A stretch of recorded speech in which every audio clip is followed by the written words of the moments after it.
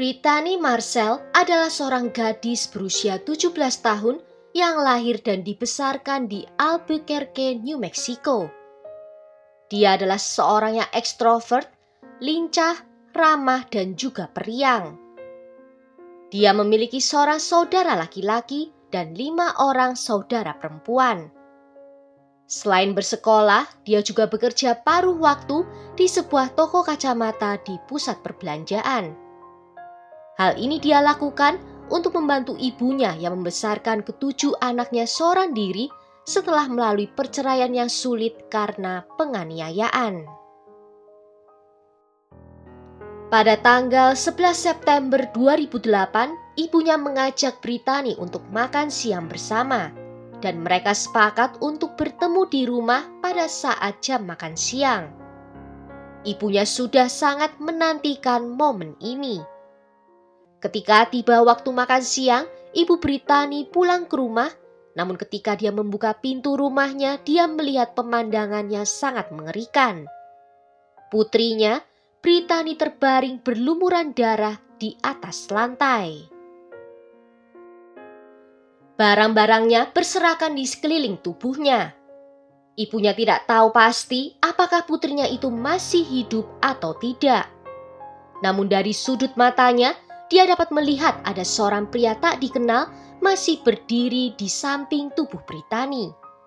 Di tangannya masih memegang sebuah sekop yang berlumuran darah. Pria itu kaget melihat ibu Brittany. Dia menjatuhkan sekopnya dan lari ke dapur, mengambil pisau di sana sambil mengancam ibu Brittany kalau dia akan menjadi korban berikutnya.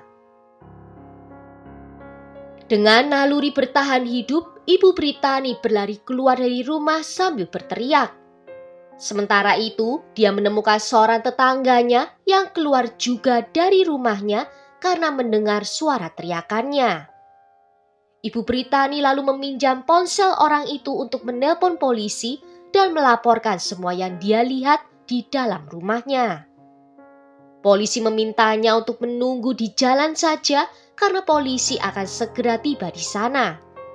Namun, ibu Brittany tidak mau menunggu polisi tiba dan langsung kembali masuk ke rumahnya. Dia kemudian menyadari bahwa pelaku sudah meninggalkan rumah saat melihat ada sebuah jendela yang pecah. Ketika para medis tiba, mereka melihat bahwa Brittany masih bertahan hidup dan segera membawanya ke rumah sakit Universitas New Mexico, di mana dia dirawat dengan nama palsu karena keluarganya dan bahkan polisi takut pelakunya akan kembali untuk menyelesaikan serangannya. Melihat keadaan di TKP, polisi menyimpulkan kalau motifnya bukanlah perampokan. Karena barang berharga milik Brittany seperti dompet dan uangnya tidak hilang. Semuanya masih berserakan di atas lantai. Beberapa benda berharga di rumah juga tetap di tempat yang sama. Pelaku bahkan tidak mengobrak-abrik isi rumah. Hal ini menunjukkan bahwa satu-satunya motif pelaku adalah sesuatu yang sangat pribadi. Polisi menduga kalau pelaku adalah seseorang yang Brittany kenal. Polisi mengumpulkan sekop yang digunakan untuk penyerangan dan pisau yang akan digunakan pelaku untuk menyerang ibu Brittany. Mereka juga menemukan lakban di TKP, namun polisi tidak dapat mengetahui guna dari lakban itu. Ibu Brittany menyatakan kalau lakban itu bukanlah miliknya. Polisi menduga kalau lakban itu dibawa sendiri oleh pelaku. Dan saat melarikan diri dengan memecahkan jendela, pelaku melukai dirinya sendiri dan meninggalkan setetes darah. Ibu Brittany diminta untuk memberikan deskripsi tentang penyerang.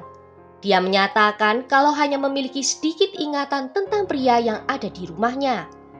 Dia menyebutkan pria itu seorang Kaukasian atau Hispanik, berusia 20-an tahun, berambut pirang terang atau gelap dengan gaya rambut berdiri.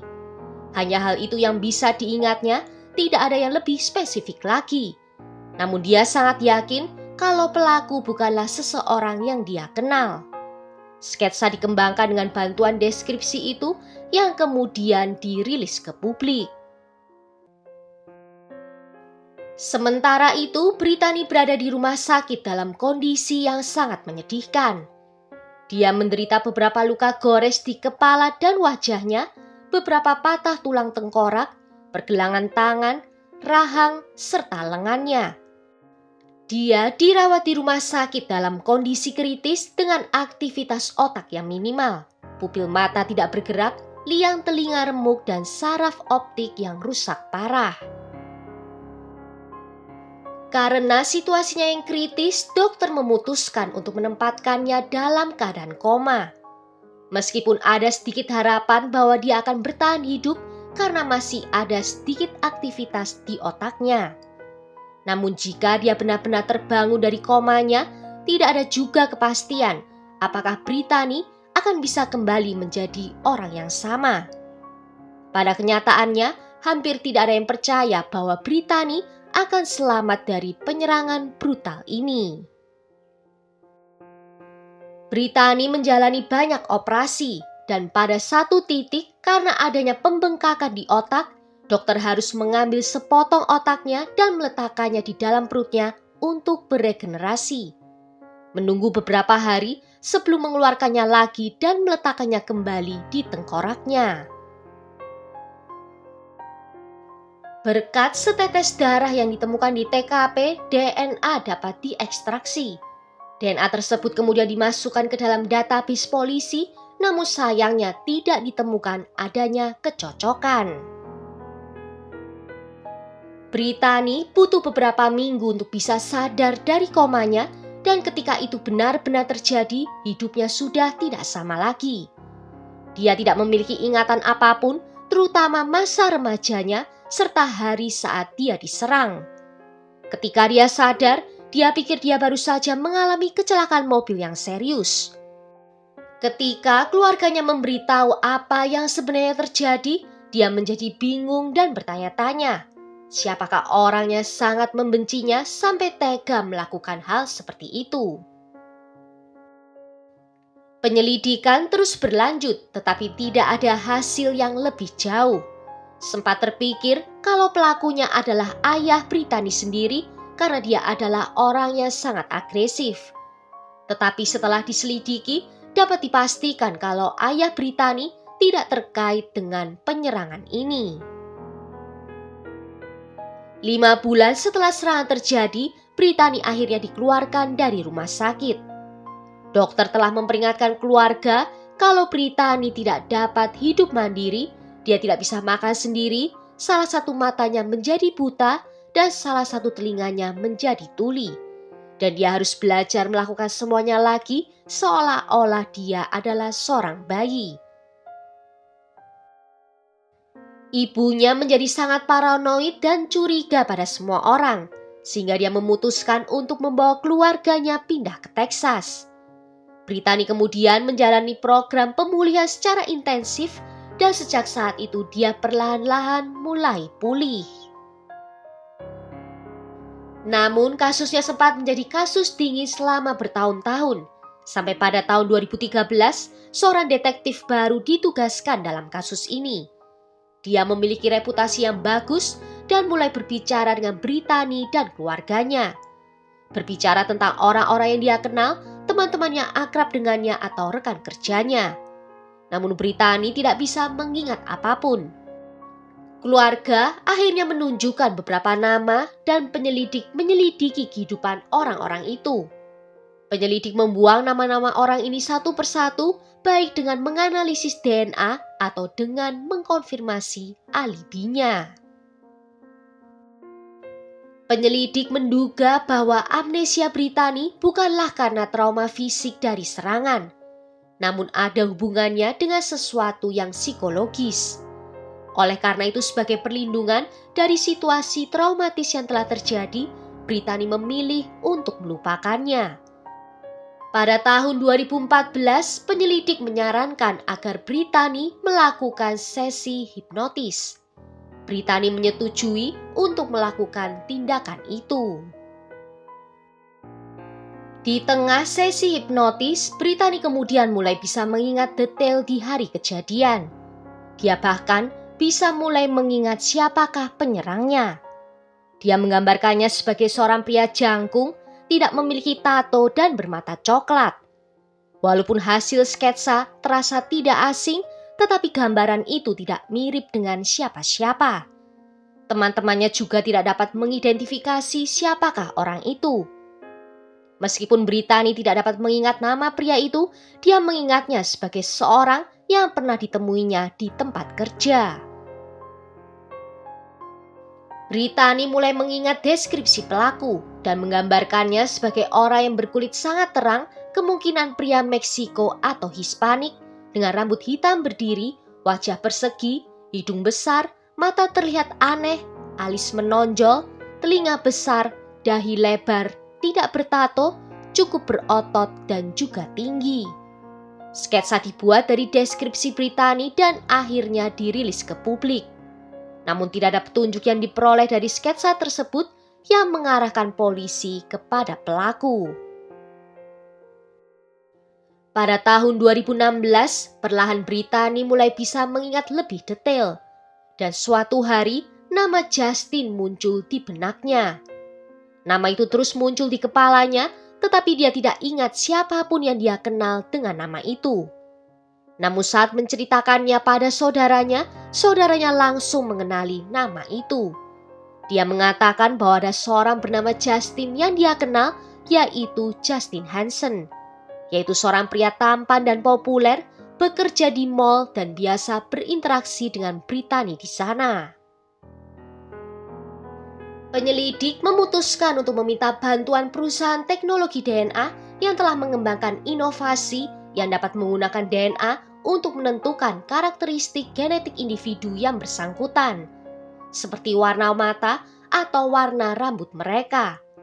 Dan ketika mereka menerima hasilnya, mereka mendapati hasilnya hampir identik dengan Justin yang dibicarakan oleh keluarga Brittany. Polisi memutuskan untuk mendatangi rumah Justin untuk bisa berbicara dengannya. Pada saat itu, dia sudah menikah dan menjadi ayah dari 4 orang anak. Justin menjawab semua pertanyaan yang diajukan oleh polisi, tetapi dia menyangkal telah mengenal Brittany.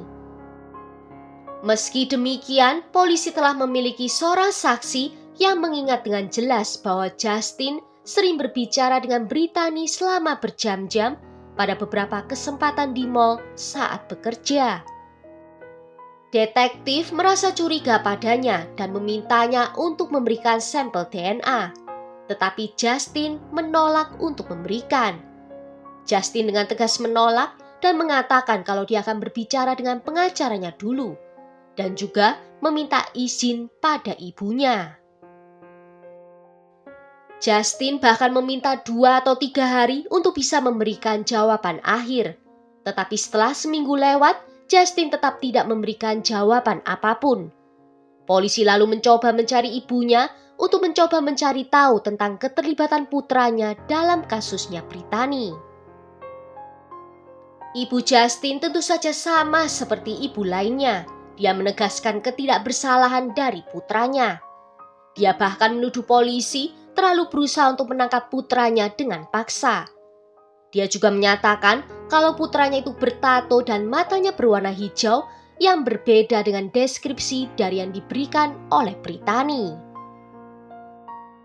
Namun Brittany mulai mengingat semuanya dan terutama mulai mengingat semua yang terjadi di hari serangan. Dia mengatakan bahwa dia tahu Justin telah menyerangnya.